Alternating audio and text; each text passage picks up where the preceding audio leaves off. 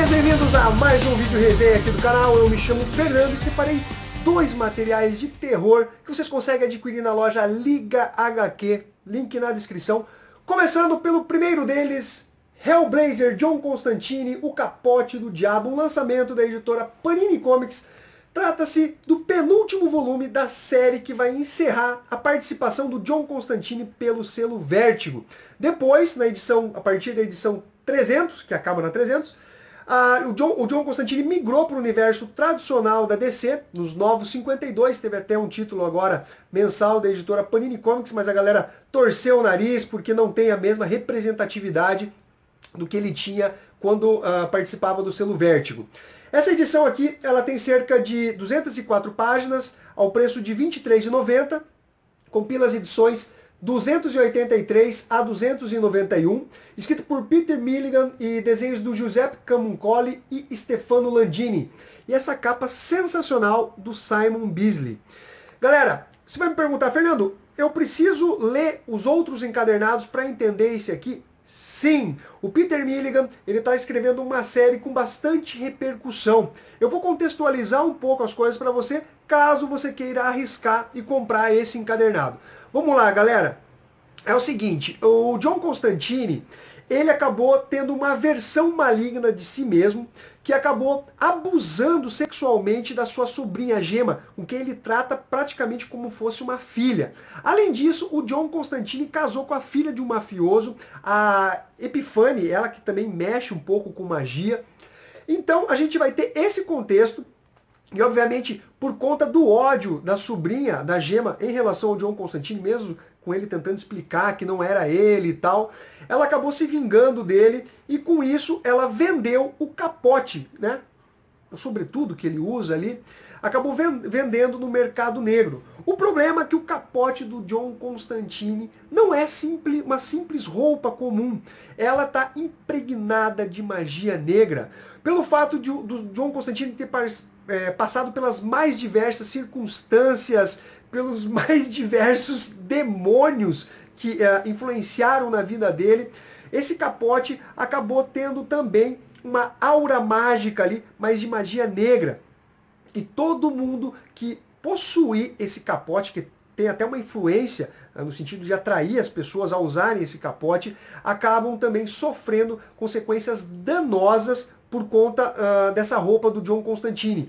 E ele também não consegue ficar longe desse capote e começa toda uma investigação para conseguir encontrar essa roupa, esse capote, que na verdade é uma caracterização do John Constantine. Em paralelo, a gente tem uma garota que mexe com magia, que está tentando recrutar a Gemma, a sobrinha do John Constantine. Temos também o Graves, que é o sogro do John Constantine, que é um mafioso, que tenta utilizar ele para resolver alguns problemas relacionados ali aos capangas e tal. O John Constantine não fica nem um pouco feliz. Tem uma ação da Gemma que ela tenta vingar se vingar do John Constantine. Porra, a menina é meio doidona mesmo. E ela faz um pacto com o John Constantine no sentido de tentar livrar a mãe dela do inferno. A irmã do John Constantine, que está no inferno, ela também culpa o John Constantine por isso.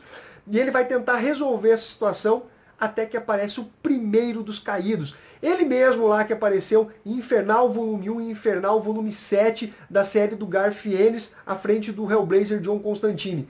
Galera, uma série muito legal. A primeira edição eu fiquei meio assim, falei, não sei arco de histórias aqui, não sei não. Mas depois o desenvolvimento foi bem interessante. Eu gosto da arte do Giuseppe Camuncoli.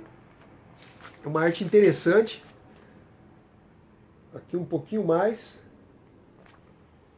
Galera, é o seguinte, só falta mais um volume para encerrar essa série pela linha Vértigo. A Panini já prometeu o lançamento do Hellblazer pela mão de outros escritores, inclusive do Warren Ellis.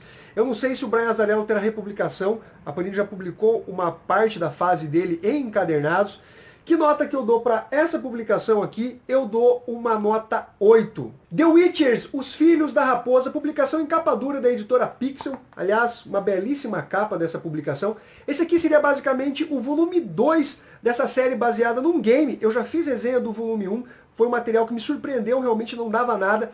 Esse volume 2 eu achei ainda melhor do que o volume 1. É uma série escrita por Paul Tobin e desenhos do Joe Querio. Galera, essa publicação tem o preço de R$ 39,90, salvo engano, cerca de 200 páginas. Essa série, ela independe do volume 1, então se você quiser começar a acompanhar a partir desse volume, sem problema nenhum.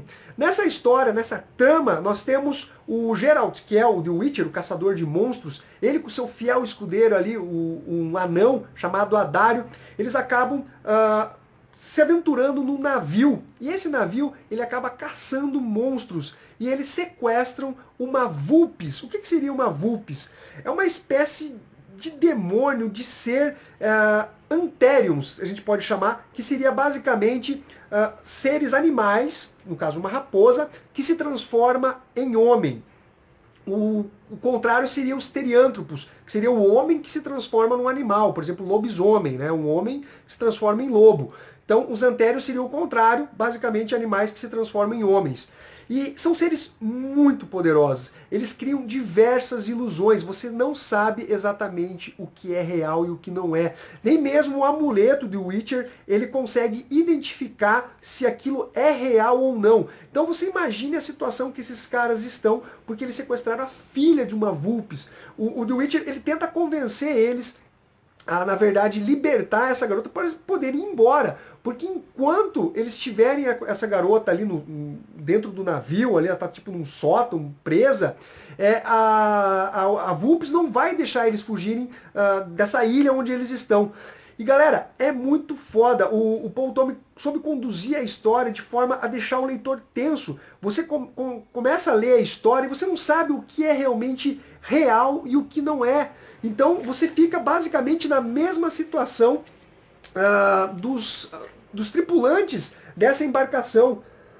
Ela consegue manipular a realidade de forma que nem o Witcher consegue perceber as tramóias dela. E, obviamente, vários tripulantes acabam sendo mortos durante essas ilusões que ela vai criando. Inclusive colocando tesouros, eles acreditam, vão lá, de repente se ferram. A arte ela é muito parecida com do autor o autor Mike Mignola, o criador do Hellboy. Então a gente tem basicamente uma arte um pouco mais suja, sombreada, ainda que ele não use tantos elementos de sombra como o Mike Mignola usa no Hellboy. É uma série que eu realmente gostei, assim, eu fiquei apreensivo dentro dessa publicação. Alguns podem até achar que ficou meio repetitivo esse uso de ilusões, mas eu particularmente eu achei que colocou uma tensão muito interessante nessa história. Então fica a dica desse material. Olha aqui a Vulpes. Aliás, tudo se agrava quando acontece algo com a filha dele com a filha dela dentro desse barco. Aí o bicho vai pegar mesmo. Material muito legal. Que nota que eu dou para essa publicação? Eu dou uma nota 8,5. Fica a dica. De extras aqui nós temos capas feitas por outros artistas e também baseadas no game. Material bem interessante para quem quer quadrinho de terror com qualidade. Galera, é isso daí. Se inscreva aqui no canal, dá o seu like, compartilhe, deixe seu comentário. Ficamos até a próxima. Fui!